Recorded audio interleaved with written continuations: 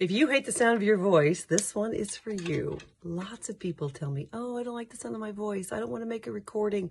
I don't like my voice. Your voice can be developed like anything else. Your voice is also your calling card. It's especially in virtual worlds right now where people are coming through like I am right now through a screen.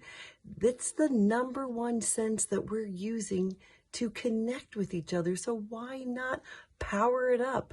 If you make choices about what outfit you're going to wear, what tie you're going to put on, what earrings you're going to choose, how you're going to do your hair, these appearance decisions are not the only way that we're connecting.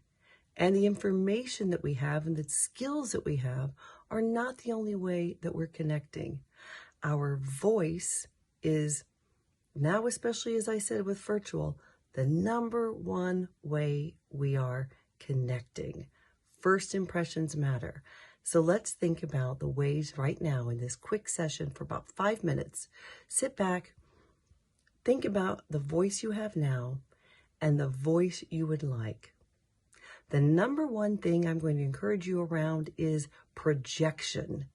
If you talk really quietly all the time and don't vary your volume, people struggle to hear you. You struggle to maintain or even get a recognition at that table.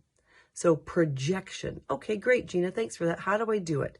The number one thing you can do right now is put on your phone. I don't care if you don't like the sound of your voice. We're just working right now on the projection of your voice. And practice pushing the sound. Don't worry about your diaphragm and all that important breathing stuff, which is important, but is also something I don't need you to focus on right now. Instead, imagine that you're not speaking to your phone, but you're pushing your voice to the back wall behind you or in front of you. And I want you to think about the air going up and through your mouth and hitting that wall. So you're not yelling, but you are pushing your voice. 1, 2, 3, 4, 5. Different than 1, 2, 3, 4, 5.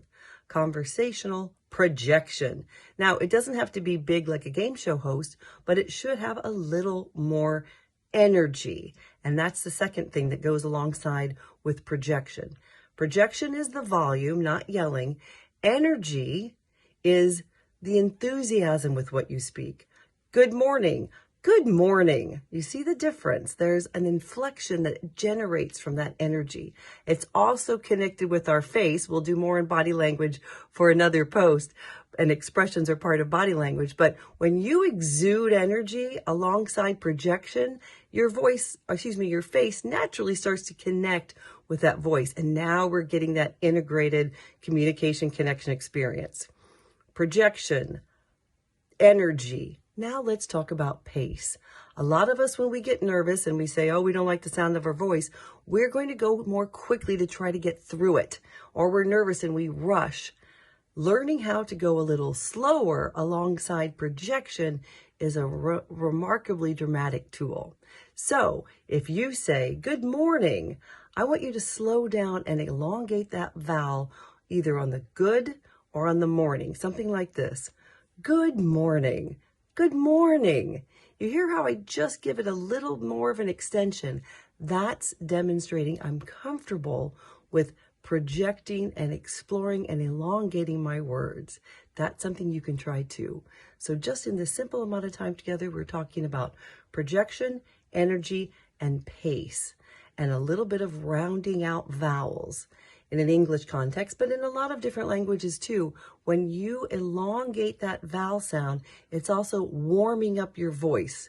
So when you're trying to connect in a positive way, we can warm that up. Now, if you're trying to be urgent, we're probably going to speed up that pace and crisp the consonants. But for right now, we're talking about voice enrichment. So think about projection, pace, energy, vowels, and in the final 30 seconds, I want you to think about your range. Is it a narrow, thin voice, or is it a richer, more mellifluous voice? That's what you want to strive for. That ease to listen to the voice can come from smooth phrasing, rounding those vowels, and projecting projecting evenly.